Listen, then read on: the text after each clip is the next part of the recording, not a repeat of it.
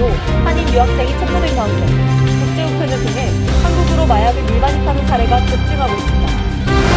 뉴욕시의 마리화나 소비량이 연간 약 13만 7천 파운드로 나타났습니다. 최근 합법적으로 판매되기 시작한 가운데 앞으로 대만 공급과 수요는 더욱 증가할 전망입니다. 뉴욕시가 몰려든 망명 신청자들로 인해 센트럴파크에 이민자 택배촌을 설립하는 방안을 고려 중입니다. 또 더는 수용이 불가능하다는 입장을 재차 강조했습니다. 뉴욕 퀸즈에 거주하는 40대 남성이 자신의 남동생과 모친을 살해하고 시체를 유기한 혐의로 체포됐습니다.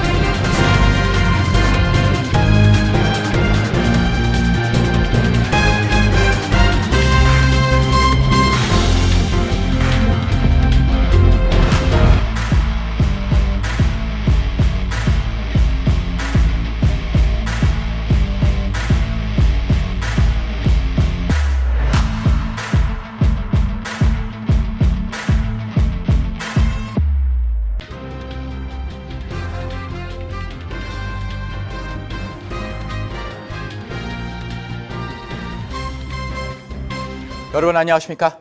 KBTV 뉴스9 이차원입니다. 도널드 트럼프 전 대통령이 2020년 대선 결과 뒤집기 시도와 선거 사기 유포 등으로 세 번째로 기소돼 오늘 연방법원에 출석한 가운데 이번에도 역시 무죄를 주장했습니다. 오늘의 첫 번째 소식 강정민 기자가 전해드립니다. 2020년 대선 결과 뒤집기 시도와 관련 사기 및 선거 사기 유포 등의 혐의로 추가 기소된 도널드 트럼프 전 대통령이 오늘 뉴저지에서 출발해 워싱턴 DC 연방법원에 출석했습니다. 현재 연방검찰은 1.6 의사당 폭동 사태를 불러일으킨 장본인으로 지난 1일 미국인들에게 선거 사기라는 거짓 선동을 유포하고 대선 결과 집행을 방해한 혐의 등 4건의 혐의로 트럼프 전 대통령을 기소했습니다. 앞서 트럼프 전 대통령은 지난 2016년 대선 직전 성인 영화배우와의 성추문을 막기 위해 입막음 돈을 제공한 혐의로 기소됐고 퇴임 직전 기밀문서 유출 및 불법 보관 등과 관련한 혐의로 현재까지 2차례 기소된 뒤 이번이 세 번째입니다. 세 번째 기소에도 불구하고 트럼프 전 대통령은 자신의 소셜미디어를 통해 바이든 행정부를 비난하며 조 바이든이 그의 법무장관에게 공화당의 유력한 대선 후보를 겨냥하기 위해 돈과 시간을 요구하는 것은 자신의 잘못이 아니라고 비판했습니다. 그는 앞서 2번의 기소 혐의처럼 이번 기소인부 절차에서도 무죄를 주장했습니다. 트럼프 전 대통령은 3번의 기소 모두 정치 프레임, 마녀 사냥이라고 반박하며 이는 선거 개입이라고 목소리를 높이고 있는 실정입니다. 이에 트럼프 측은 지방법원의 타냐 추특한 판사 앞에서 진행될 다음 공판을 8월 28일로 요청했습니다. KBTV 뉴스 강정민입니다. 한국해양진흥공사와 CJ 대한통운이 협약을 체결하고 뉴저지와 시카고 등의 대형 물류센터를 구축하는 북미 프로젝트를 추진하고 있어 관심이 모아지고 있습니다. 물류센터가 들어설 지역의 언론들도 주목하고 있습니다. 보도에 김은지 기자입니다. 한국 정부와 CJ 대한통운은 민관 합작 물류센터 건립 사업으로는 처음으로 총 4억 5,700만 달러를 투자해 뉴저지주 등 2곳에 대형 창고와 주차장, 진입도로, 물품 입출하 시설, 부대 시설 등을 짓는 사업을 추진하고 있습니다. 물류센터는 한국 기업들의 수출입 상품들을 취급하게 될 예정인데 뉴저지주에는 한인들이 많이 사는 북부 뉴저지 시코커스에 세워질 것으로 예상되며 시설의 총 면적은 축구장 50개 넓이와 맞먹는 380만 스퀘어피트에 달할 것으로 알려졌습니다. 뉴저지 비즈니스 매거진, 데일리 헤럴드, 플릿뉴스 데일리, 인터내셔널 트랜스포트 저널 등 모두 11개 매체가 CJ 대한통운의 투자 소식을 집중 보도했습니다. 언론들은 CJ 대한통운과 한국해양진흥공사와의 공동투자와 물류센터 건설이 현지 일자리 창출에 도움이 될 것으로 전망했습니다. CJ 대한통운은 미국 법인의 보유 부지를 활용하고 한국해양진흥공사는 물류센터 건설을 위한 자금 조달을 지원할 예정입니다. 업계에서는 물류센터가 계획대로 들어설 경우 6천억 원 규모 현지 투자와 더불어 상시 고용 500명, 물류센터 건설에 따른 고용 유발 효과로 이어질 것으로 내다보고 있습니다. 뉴저지 비즈니스 매거진은 이 계획은 지역 투자와 일자리 창출을 촉진하여 한미 경제 동맹을 강화하는 것을 목표로 한다고 전했습니다. 시카고 지역 매체인 데일리 헤럴드 역시 이 프로젝트가 미국의 대한 한국 투자를 늘리고 미국인을 위한 새로운 일자리를 창출할 것이라고 밝혔습니다. 인터내셔널 트랜스포트 저널, 파스 모니터 등 물류 관련 매체들 역시 물류센터 위치와 면적, 추진 일정 등을 중심으로 보도했습니다.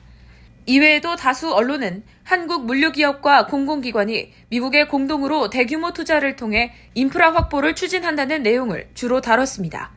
KBTV 뉴스 김은지입니다. 미국에서 한국으로 보내는 국제 우편에서 메이플 시럽이나 초콜릿 볼 등의 마약을 넣은 뒤 밀반입한 사례가 급증하고 있어 문제로 부상하고 있습니다. 전상희 기자가 전해드립니다. 한국관세청은 미 연방세관 국경보호국, 국토안보국과 국제공조를 통해 마약 밀반입을 적발하고 검찰은 유학생 등 마약 사범을 구속하고 있습니다. 이 중 22세 한인 유학생이 텔레그램으로 마약 유통 조직을 운영한 혐의로 구속됐습니다. 유통 총책인 유학생은 텔레그램으로 조직원과 구매책을 모집한 뒤 베트남 쪽 마약 판매상과 연락해 한국의 대마, 합성 대마, 액상 대마, LSD 등을 판매한 것으로 알려졌습니다. 이 유학생은 3년 동안 31억 원 상당을 챙긴 것으로 나타났습니다. 한국 세관은 올해 6월까지 미국에서 국제 우편물을 이용해 한국으로 마약을 밀반입한 사례를 밝혔습니다. 마약 밀반입 정보를 입수한 세관은 부산에서 메이플 시럽 통에 은닉한 대마 1.8kg을 적발했습니다. 또 LA에서 출발해 양산으로 가는 국제 우편물에서 비타민으로 위장한 코케인 47.49g과 알약류의 마약과 도미니카에서 출발해 미국을 경유한 뒤 부산으로 들어오는 특송 화물에 초콜릿 볼 속에 숨겨 들여온 코케인 28.7g을 적발하기도 했습니다. 이들 우편물 수취인과 공급책 3명은 검찰에 송치돼 구속됐습니다. 또 군사우편을 통해 마약을 한국으로 밀반입한 한국인과 주한미군도 경찰에 적발됐습니다. 한국 검찰은 검사의 수사 개시 범죄 범위에 관한 규정 시행에 따라 대마 등 마약류 유통 범행을 직접 수사하고 있으며 한국관세청은 마약 은닉 의심 여행자에 대한 신변 검색을 대폭 강화하고 해외 여행객이 몰리는 시기에 특별 단속도 시행한다고 경고했습니다. KBTV 뉴스 전상입니다. 전 세계에서 마리화나를 가장 많이 소비하는 곳은 뉴욕시로 연간 약 13만 7천 파운드가 소비되고 있는 것으로 나타났습니다. 앞으로 대마 소비와 공급은 더욱 보편화될 것이라는 전망입니다. 계속해서 전상희 기자입니다.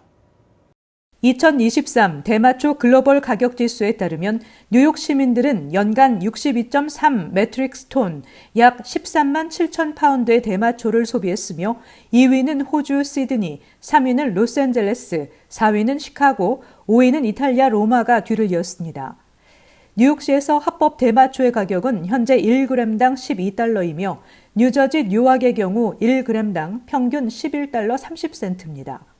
미국 내에서 마리화나가 가장 저렴한 지역은 오리건주 포틀랜드로 이 지역에서는 그램당 약 7달러에 대마가 판매되고 있습니다. 전문가들은 앞으로 대마 공급과 수요가 더욱 큰 폭으로 증가해 오는 2030년이 되기 전까지 미국 내 마리화나 그램당 평균 가격이 5달러 61센트까지 떨어질 것이라고 예측했습니다. 한편 뉴욕에서 판매되는 마리화나 대부분이 불법 마리화나 판매소를 통해 소비되는 것으로 나타나 애초 주정부가 계획한 세수 확보에 큰 차질이 빚어지고 있습니다. 자료에 따르면 올해 상반기 합법적으로 판매된 마리화나 총 매출은 3,300만 달러에 그치는 데 반해 불법 마리화나 판매소를 통해 연 약 54억 달러에 달하는 마리화나 매출이 발생한 것으로 추정됩니다. 크레인스 뉴욕에 따르면 뉴욕의 불법 마리화나 판매처는 약 8천여 개에 달하고 있습니다.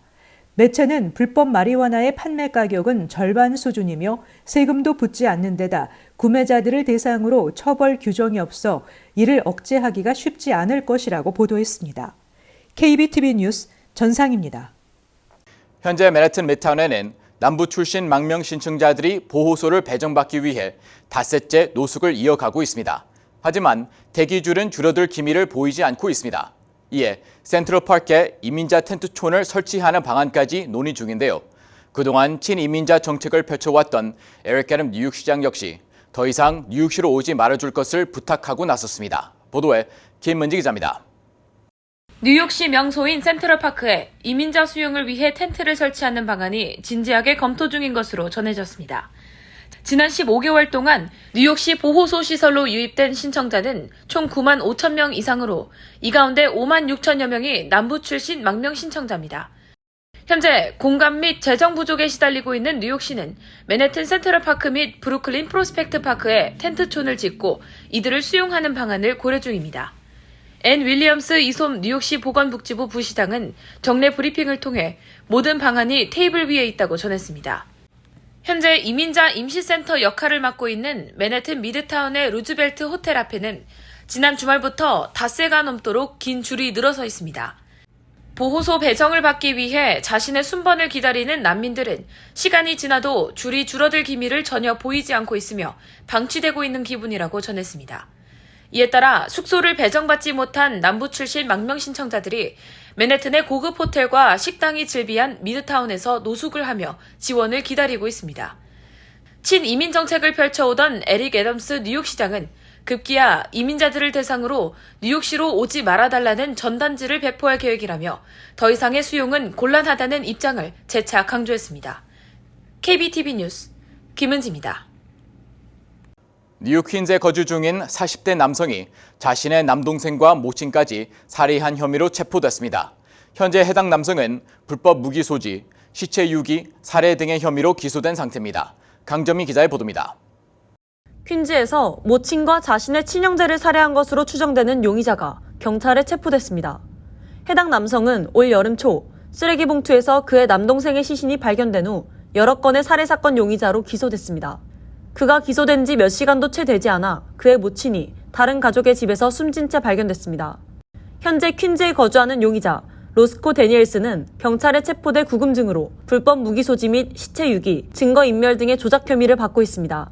살해된 그의 동생의 시체가 담긴 쓰레기 봉투가 발견된 곳 인근에 있는 CCTV를 보면 용의자가 크고 묵직한 가방을 직접 끌고 나와 운반하는 장면이 담겨 있습니다.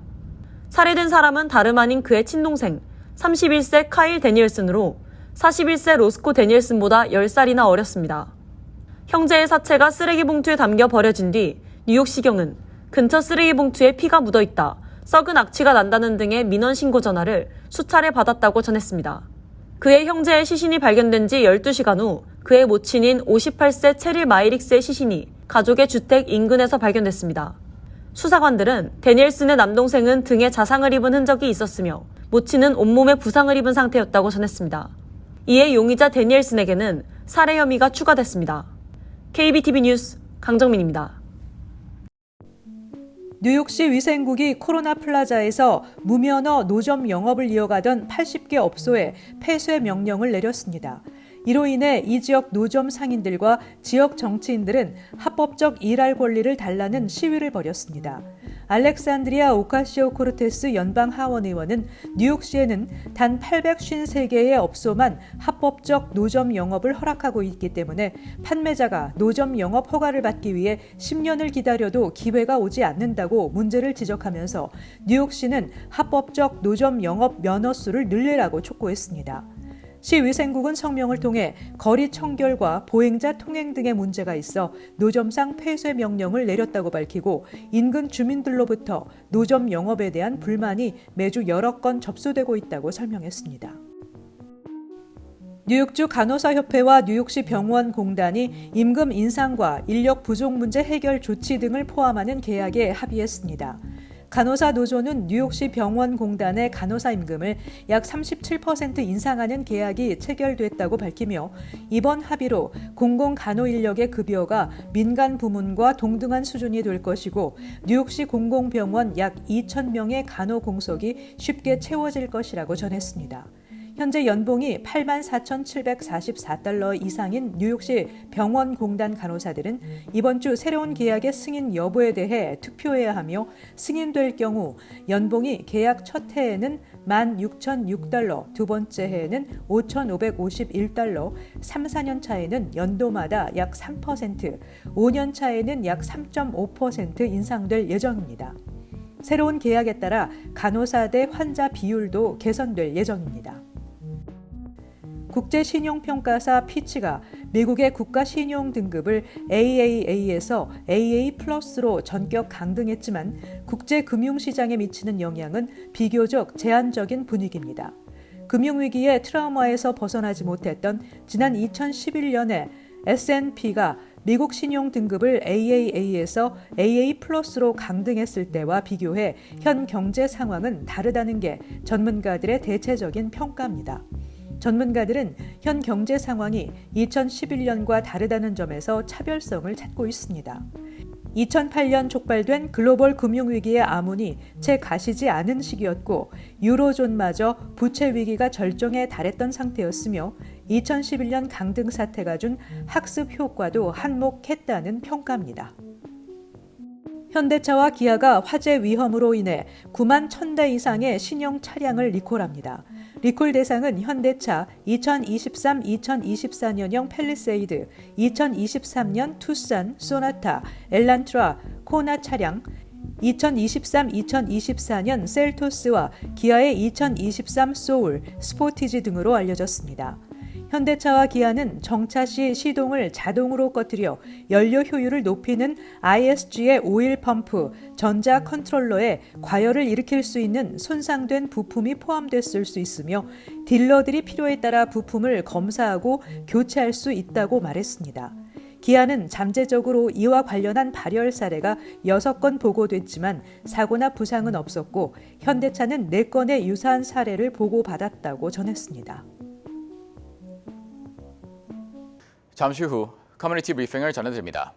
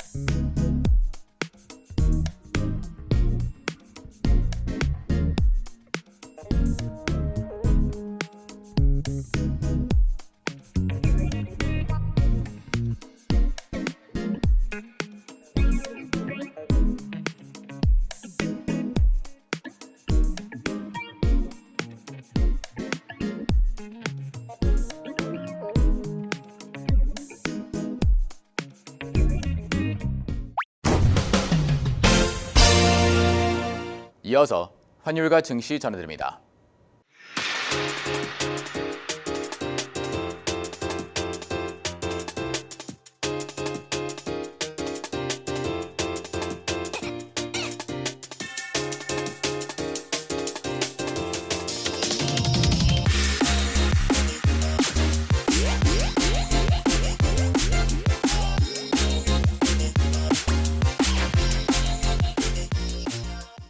잠시 후 뉴욕과 뉴저지 날씨 전해드립니다.